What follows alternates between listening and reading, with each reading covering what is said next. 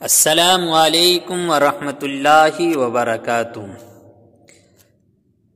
آج کی ویڈیو میں سنیں گے سورہ بقرہ کی آیت نمبر 49 کے تعلق سے اس کا ترجمہ اور اس کی تفسیر، اور اسی آیت کے تحت فرعون کا مختصر تعارف بھی انشاءاللہ بیان کریں گے۔ آئیے شروع کرتے ہیں۔ بسم اللہ الرحمن الرحیم۔ سورہ بقرہ کی آیت نمبر 49 میں اللہ تعالی ارشاد فرماتا ہے، وَإِذْ نَجَّيْنَاكُمْ مِنْ آلِ فِرْعَوْنَ يَسُومُونَكُمْ سُوءَ الْعَذَابِ يُذَبِّحُونَ أَبْنَاءَكُمْ وَيَسْتَحْيُونَ نِسَاءَكُمْ وَفِي ذَلِكُمْ بَلَاءٌ مِّن رَّبِّكُمْ عَظِيمٌ۔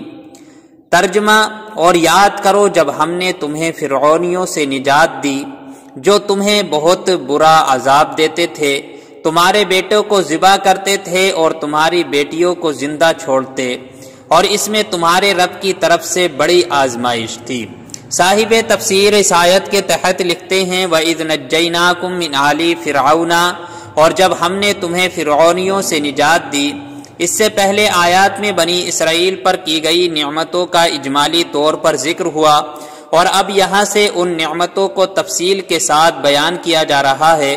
چنانچہ ارشاد فرمایا گیا کہ اے بنی اسرائیل، میری وہ نعمت یاد کرو کہ جب ہم نے تمہیں فرعون کی پیروی کرنے والوں سے نجات دی جو تمہیں بہت برا عذاب دیتے تھے۔ فرعون نے بنی اسرائیل پر نہایت بے دردی سے محنت و مشقت کے دشوار کام لازم کر رکھے تھے۔ پتھروں کی چٹانیں کاٹ کر دھوتے دھوتے ان کی کمریں اور گردنیں زخمی ہو گئی تھیں۔ غریبوں پر وہ ٹیکس مقرر کیے ہوئے تھے جو غروب آفتاب سے یعنی سورج ڈوبنے سے پہلے وہ جبراً وصول کیے جاتے تھے، اور جو ٹیکس نہ دے پاتا اسے سخت سزائیں ملتی تھی۔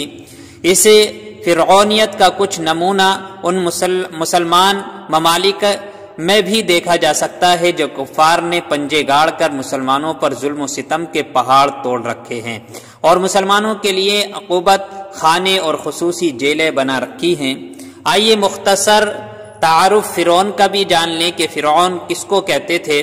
جس طرح فارس کے بادشاہ کا لقب کسریٰ، روم کے بادشاہ کا لقب قیصر اور حبش کے بادشاہ کا لقب نجاشی تھا، اسی طرح قبطی اور امالیکا قوم سے تعلق رکھنے والے مصر کے بادشاہوں کا لقب فرعون ہوتا تھا۔ حضرت موسیٰ علیہ السلام کے زمانے کے فرعون کا نام ولید بن مصعب بن ریان تھا، اور اس آیت میں اسی کا ذکر ہے۔ اس کی عمر 400 سال سے زائد ہوئی۔ نیز اس آیت میں آل فرعون سے اس کے پیروکار مراد ہیں۔ اس آیت کے اگلے حصے میں اللہ تعالی ارشاد فرماتا ہے، یذبحون ابناکم، وہ تمہارے بیٹوں کو ذبح کرتے تھے۔ فرعون نے خواب دیکھا کہ بیت المقدس کی طرف سے ایک آگ آئی اور اس نے مصر کو گھیر کر تمام قبطیوں کو جلا ڈالا۔ جب پھر بنی اسرائیل کو کوئی نقصان نہ ہوا، اس خواب سے اسے بڑی وحشت ہوئی۔ کاہنوں نے تعبیر دی کہ بنی اسرائیل میں ایک لڑکا پیدا ہوگا جو تیری ہلاکت اور تیری سلطنت کی تباہی کا سبب بنے گا۔ یہ سن کر فرعون نے حکم دیا کہ بنی اسرائیل میں جو لڑکا پیدا ہو اسے قتل کر دیا جائے۔ یوں ہزاروں کی تعداد میں بچے قتل کیے گئے۔ قدرت الہی سے اس قوم کے بوڑھے جلد مرنے لگے، تو قبطی سرداروں نے گھبرا کر فرعون سے شکایت کی کہ ایک طرف بنی اسرائیل میں موت کی کثرت ہو گئی ہے اور دوسری طرف ان کے بچے بھی قتل کیے جا رہے ہیں۔ اگر یہی صورتحال رہی تو ہمیں خدمتگار کہاں سے ملیں گے؟ اس پر فرعون نے حکم دیا کہ 1 سال بچے قتل کیے جائیں اور 1 سال چھوڑ دیے جائیں۔ تو جو سال چھوڑنے کا تھا اس میں حضرت ہارون علیہ السلام پیدا ہوئے، اور قتل کے سال حضرت موسیٰ علیہ السلام کی ولادت ہوئی۔ یہ واقعہ سورہ قصص کی پہلے رکوع میں کافی تفصیل سے بیان کیا جائے گا۔ انشاءاللہ جب سورہ قصص بیان کی جائے گی اس میں یہ واقعہ پوری تفصیل کے ساتھ آئے گا۔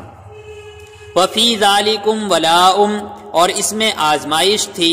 بلا امتحان اور آزمائش کو کہتے ہیں، اور آزمائش نعمت سے بھی ہوتی ہے اور شدت و محنت سے بھی۔ نعمت سے بندے کی شکر گزاری اور محنت و مشقت سے اس کے صبر کا حال ظاہر ہوتا ہے۔ اس آیت میں اگر ذالکم کا اشارہ فرعون کے مظالم کی طرف ہو تو بلا سے محنت و مصیبت مراد ہوگی، اور اگر ان مظالم سے نجات دینے کی طرف اشارہ ہو تو بلا سے نعمت مراد ہوگی۔ اللہ تعالی ہم سب کو ان باتوں کو سننے اور اس پر عمل کرنے کی توفیق عطا فرمائے۔ دوستو، ویڈیو پسند آئے تو لائک کر دیں، شیئر کر دیں، اور نئے چینل پر اگر نئے آئے ہیں تو چینل کو سبسکرائب کر لیں۔